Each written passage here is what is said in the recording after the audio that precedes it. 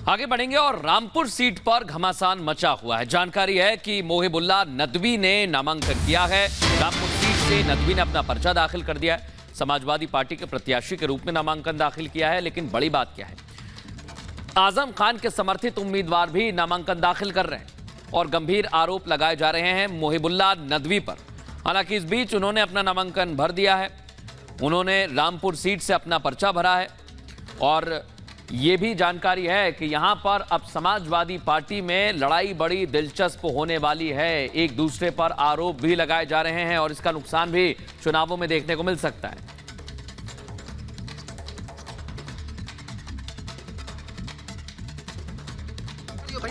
जब मुल्क कुछ लोगों की नादानी की वजह से बढ़ रहा था तो उन्होंने मुल्क को इत्तेहाद का पैगाम दिया था, मुल्क को जोड़ने का पैगाम दिया था। और मौलाना आज़ाद उसी मस्जिद में नमाज पढ़ते थे, इमामत भी करते थे, सरपरस्ती करते थे। आज मैं उसी मस्जिद से सारे मुल्क के लिए अपने वतन अजीज रामपुर की सरजमीन से मोहब्बत का, प्यार का, अमन का, शांति का, खुशहाली का पैगाम लेकर आया हूं। और मुझे उम्मीद है कि आप लोग सपोर्ट करेंगे, हिमायत करेंगे और इंसानियत का पैगाम समझेंगे। एक अच्छे माहौल में ही बच्चे अच्छी तरबियत पा सकते हैं, तालीम की तरबियत पा सकते हैं, खुशहाली की तरबियत कर सकते हैं। मैं समाजवादी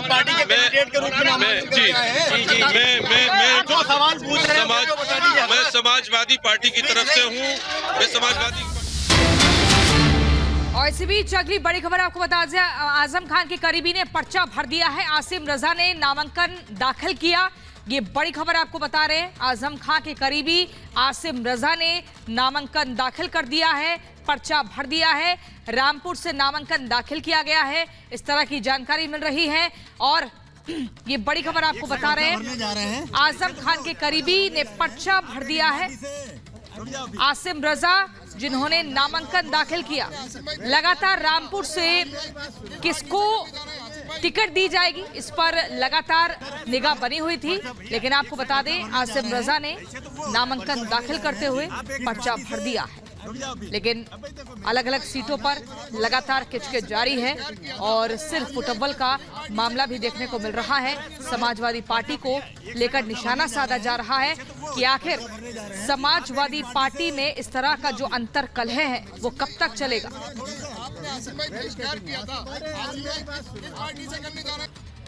किसको क्या मिला है ये फैसला तो नॉमिनेशन प्रोसेस पूरा हो जाएगा 30 मार्च को, उसके बाद पता चलेगा।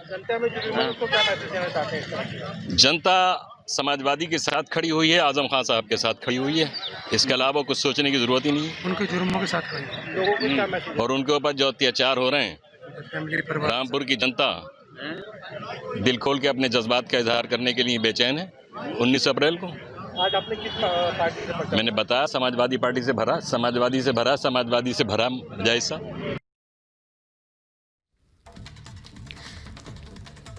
गृह मंत्री अमित शाह ने जम्मू कश्मीर और पीओके को लेकर एक बड़ा बयान दे दिया है। गृह मंत्री अमित शाह ने आपको बता दें, ये कहा है कि पीओके हमारा अभिन्न हिस्सा है और उसे हासिल करना देश का लक्ष्य है। यही नहीं, उन्होंने कहा कि सही समय आने के बाद जम्मू कश्मीर से सेना को वापस बुला लिया। साथ ही उन्होंने आर्टिकल 370 पर भी बयान दिया है। क्या कुछ ये पूरी खबर है, इस रिपोर्ट के जरिए आपको दिखाते हैं।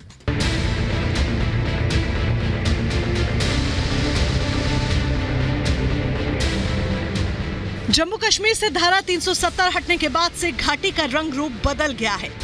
हर गली, हर सड़क पर खुशी का माहौल नजर आने लगा है। जिनके हाथों में कभी पत्थर होते थे, आज वो लैपटॉप हाथ में लेकर अपने उज्जवल भविष्य की तरफ देखने लगे। जिन जंजीरों में जम्मू कश्मीर के लोग जकड़े थे, आज उन्हें आजादी मिल गई है। अब मोदी सरकार जम्मू कश्मीर से अफस्पा हटाने का विचार कर रही है।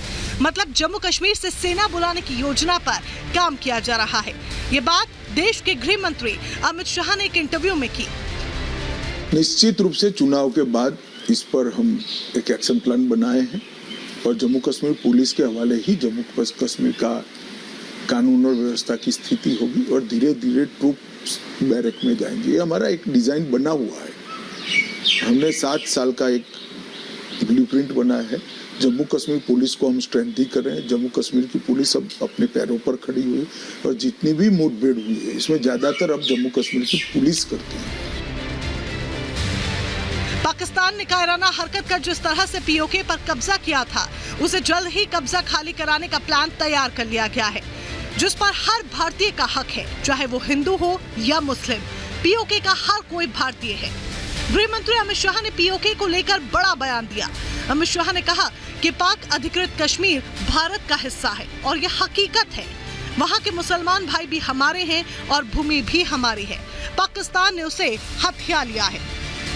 देश की पूरी संसद का मानना है कि पाक ऑक्यूपाई कश्मीर भारत का हिस्सा है और ये हकीकत है, ये हमारा हिस्सा है, भारत का हिस्सा है। और मैंने अभी एक इंटरव्यू में कहा है कि वहाँ के मुसलमान भाई भी हमारे हैं, वो भूमि भी हमारी है, पाकिस्तान ने हथिया दी। यानी अब नेक्स्ट टारगेट वो है कि हमने जी किसी भी तरीके से जो हर भारतीय का वो टारगेट है, हर कश्मीरी का वो टारगेट है, बिल्कुल सिर्फ होम मिनिस्टर का नहीं। इंटरव्यू के दौरान गृह मंत्री अमित शाह ने आर्टिकल 370 के हटने पर जम्मू कश्मीर की स्थिति और विपक्ष की तरफ से फैलाए जा रहे भ्रम पर भी बात की। उन्होंने कहा कि अनुच्छेद 370 हटने के बाद जम्मू कश्मीर में शांति आई है, टूरिज्म बढ़ा है, विकास लोगों के घर तक पहुंचा है, आतंकवाद खत्म हो गया है, पत्थरबाजी न के बराबर हो गई है। जम्मू कश्मीर के युवाओं को आतंक के रास्ते पर घसीट दिया गया, जिसका पाकिस्तान ने दुरुपयोग किया और जम्मू कश्मीर में 40,000 से ज्यादा युवा विगत 4 दशक में मारे गए। आज जम्मू कश्मीर शांति की ओर आगे बढ़ा है, टेररिज्म खत्म हो रहा है, 2 दरबार की परंपरा समाप्त हो चुकी है, पत्थरबाजी लगभग नहीं 0 हो चुकी है। यही नहीं, अमित शाह ने विपक्ष पर परिवारवाद का आरोप भी लगाया और कहा कि विपक्ष की सरकारों ने 75 साल तक सत्ता का स्वाद चखा, लेकिन जम्मू कश्मीर का विकास नहीं हुआ। शाह ने कहा कि पीएम मोदी के कुशल नेतृत्व में अब जम्मू कश्मीर की तस्वीर बदल गई है। हमारा उद्देश्य यही है कि ये 3 पार्टियां हैं, कांग्रेस, एनसी और पीडीपी, ये तीनों परिवारवादी पार्टी ने जम्मू कश्मीर में जमहूरियत को रोका है, लोकतंत्र को नीचे पहुंचते तक रोका है। आज तक आजादी के इतने सालों तक, जब तक मोदी जी प्रधानमंत्री नहीं बने, पंचायत के चुनाव नहीं हुए थे। आज 30,000 से ज्यादा जनता के प्रतिनिधि पंचायती चुनाव में हिस्सा ले चुके हैं। ये बहुत बड़ा अचीवमेंट है भाई। हमारा सियासी मकसद कोई नहीं है, हमारा मकसद यही है कि जनता अपने भले में कौन है इसको जाने। और मोदी जी के आप जो कह रहे हैं कि भाई बहुत बड़ी भीड़ आई है, ये भीड़ सिर्फ मोदी जी को देखने नहीं आई, एक प्रकार से नए जम्मू कश्मीर के लिए मोदी जी का धन्यवाद करने। गृह मंत्री अमित शाह ने बातचीत के दौरान डल झील का भी जिक्र किया। उन्होंने दावा किया कि पीएम मोदी के तीसरे कार्यकाल में जम्मू कश्मीर में दुनिया की सबसे खूबसूरत झील बनेगी। बेशक केंद्र में पीएम मोदी की सरकार आने के बाद से ही जम्मू कश्मीर की किस्मत बदल गई है। जम्मू कश्मीर के विकास की राह में रोड़ा बने आर्टिकल 370 हटने के बाद वहां अमन चैन कायम हुआ है और लोगों में एक नई ऊर्जा का संचार हुआ है। Bureau report, Republic Bharat.